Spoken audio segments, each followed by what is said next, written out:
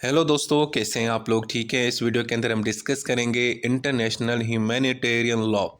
देखिए, international humanitarian law का मकसद यही होता है कि जब दो मुल्कों के बीच में लड़ाई चलती है, जंग चल रही होती है, तो उस दौरान जो मासूम लोग होते हैं, जो सिविलियन लोग होते हैं, जो लड़ाई में हिस्सा नहीं ले रहे होते, उनको प्रोटेक्ट करना उस वार के असरात से, उसकी तबाही से, नंबर वन। और इसके अलावा दूसरा ये होता है कि जनाब जो जो प्रिजनर्स होते हैं, जो कैदी होते हैं, जो ज़ख्मी सोल्जर्स होते हैं या बीमार लोग होते हैं, उनको भी महफूज करना।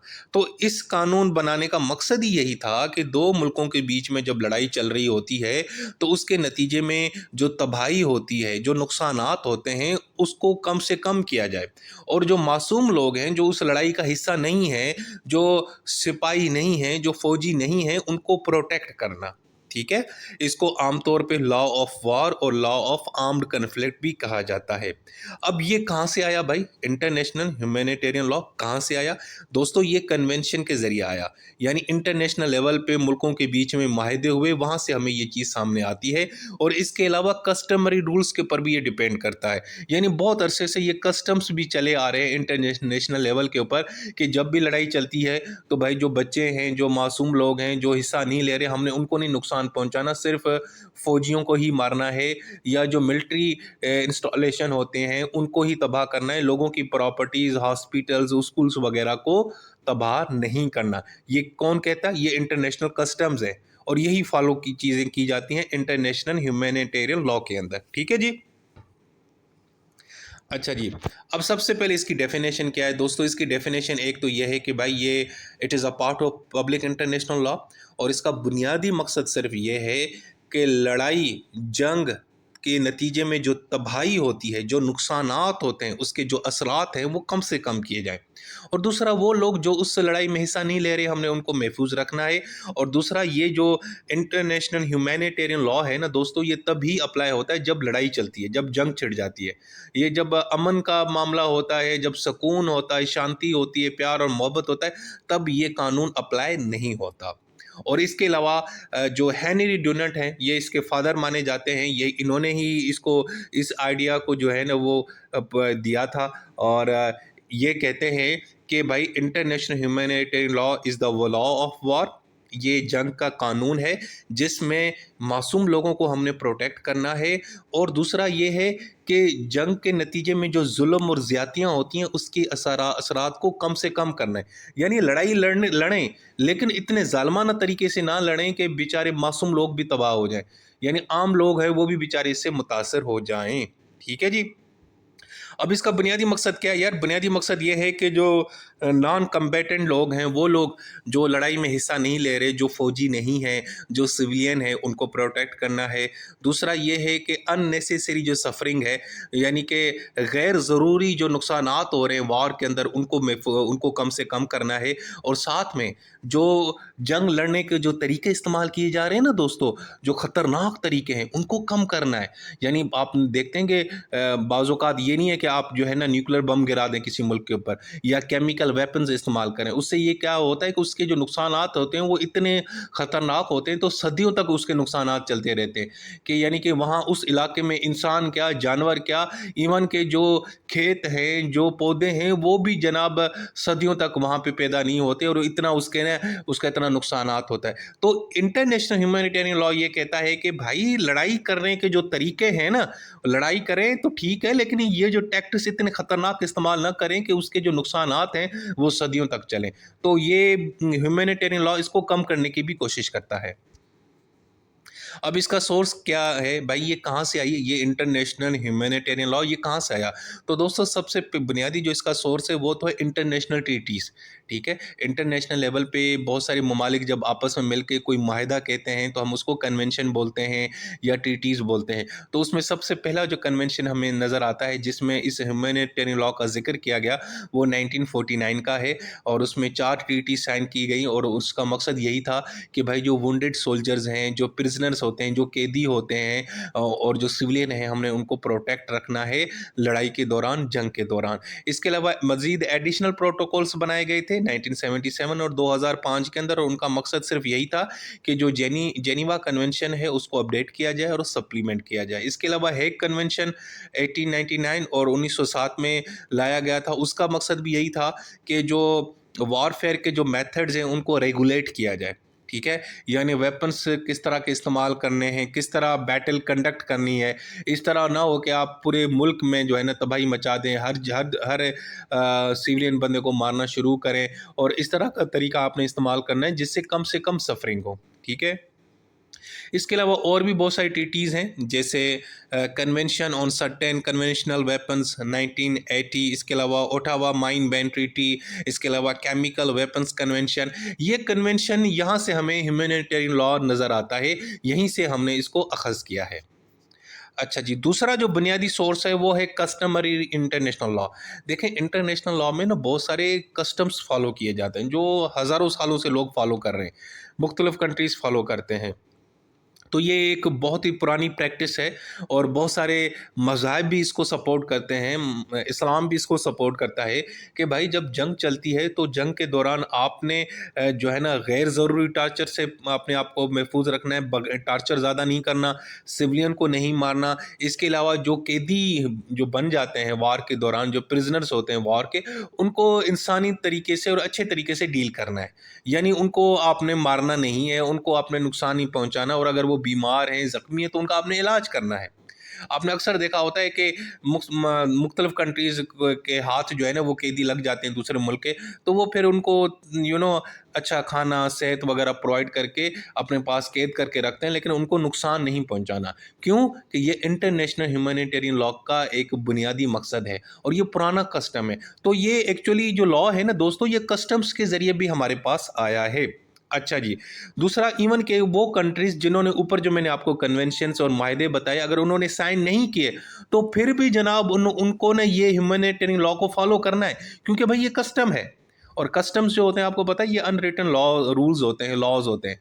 ये भाई आप वो साइन करो ना करे डॉक्यूमेंट के ऊपर, आपको ये फॉलो करने पड़ते हैं। अच्छा जी, अब इस कानून के ज़रिए किन लोगों को प्रोटेक्ट किया जाता है, महफूज रखा जाता है? सबसे पहले भाई सिविलियन। एक एक मुल्क में जंग चल रही है, दूसरे मुल्क ने हमला किया है, तो वहाँ पे जिस मुल्क पे हमला किया गया है वहाँ पे जो सिविलियन है आपने उनको नहीं मारना। यानी बेचारा कोई शॉपकीपर है, कोई डॉक्टर है, कोई इंजीनियर है, कोई काम कर रहा है, कोई कारोबारी बंदा है, आपने उनको नहीं मारना। दूसरा, जो मेडिकल और ह्यूमैनिटेरियन वर्कर्स होते हैं, यानी कि डॉक्टर्स होते हैं, जंग के दौरान जो नर्सेज होती हैं, जो इलाज कर रही होती हैं, आपने उनको भी नहीं मारना।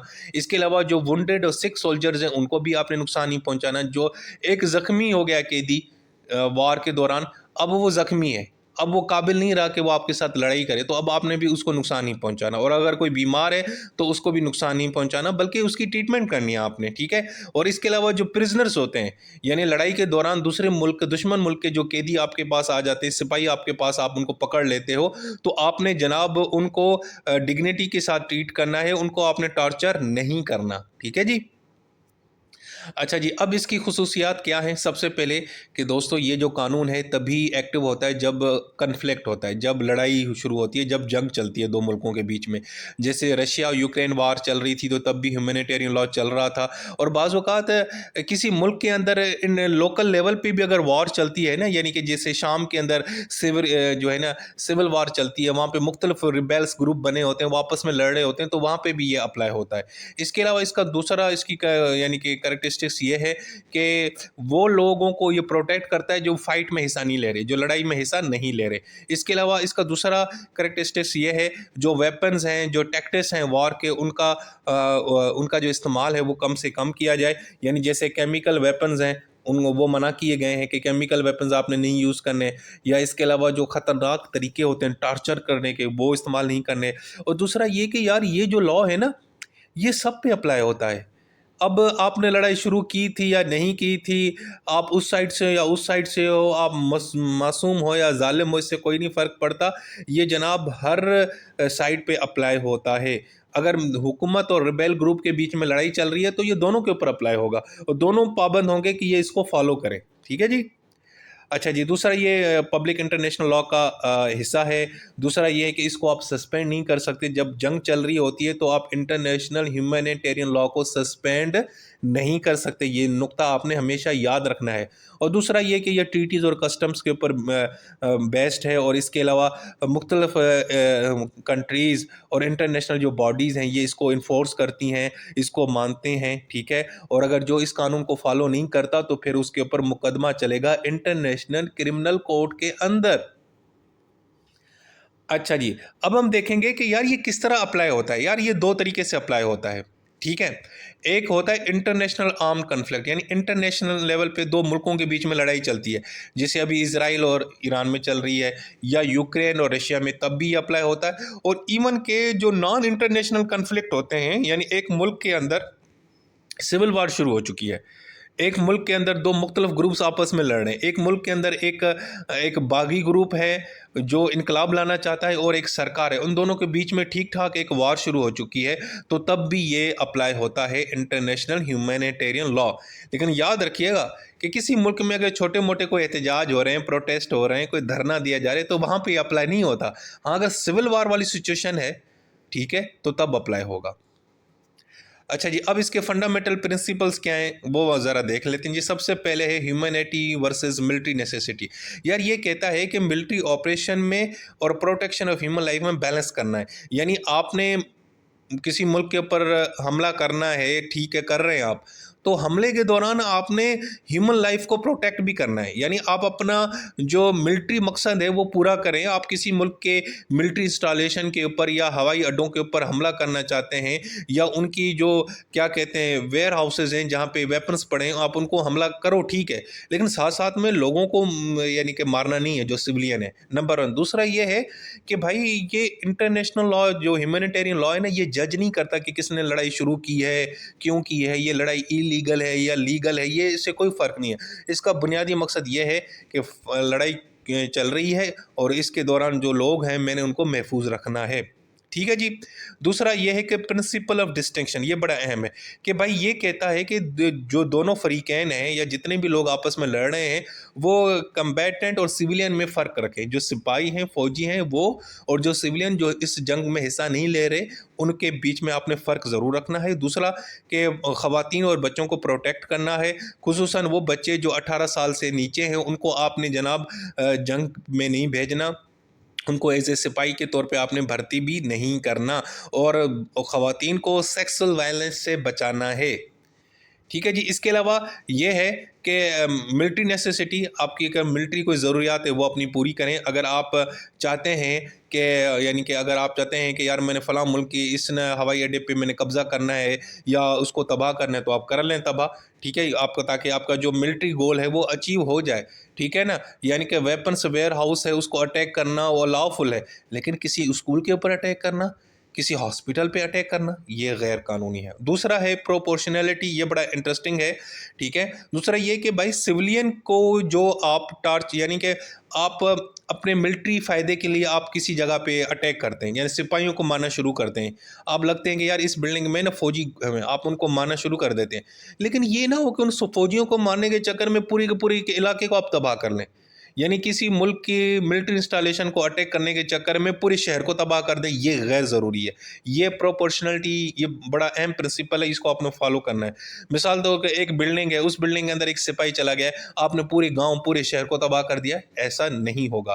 اس کے علاوہ ہیومینٹی, آپ نے کوشش کرنا ہے کہ جو ہیلپ لیس لوگ ہیں, جو بیچارے زخمی ہیں, جو پرزنرز ہیں, جو قیدی ہیں, جو بیمار ہیں, آپ نے ان کو ٹارچر نہیں کرنا, ان کے خلاف جو ہے نا ہتھیار استعمال نہیں کرنا. اور دوسرا نان ڈسکریمنیشن, کہ بھائی جنگ کے دوران آپ نے یہ ڈسکرمنیشن نہیں رکھنی کہ فلاں بندہ کس ریس کا ہے, کس نسل کا ہے, کس ریلیجن کا ہے, اس کا جینڈر کیا ہے, اس کی پولیٹیکل بلیفز کیا ہیں, اس سے کوئی فرق نہیں پڑتا.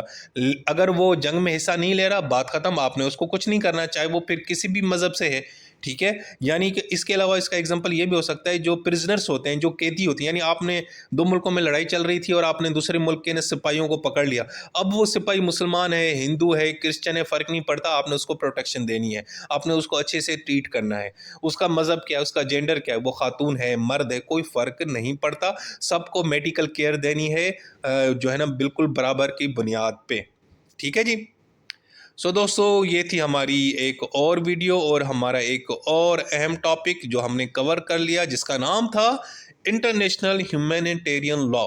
اپنا بہت سارا خیال رکھا کریں، ٹیک کیئر۔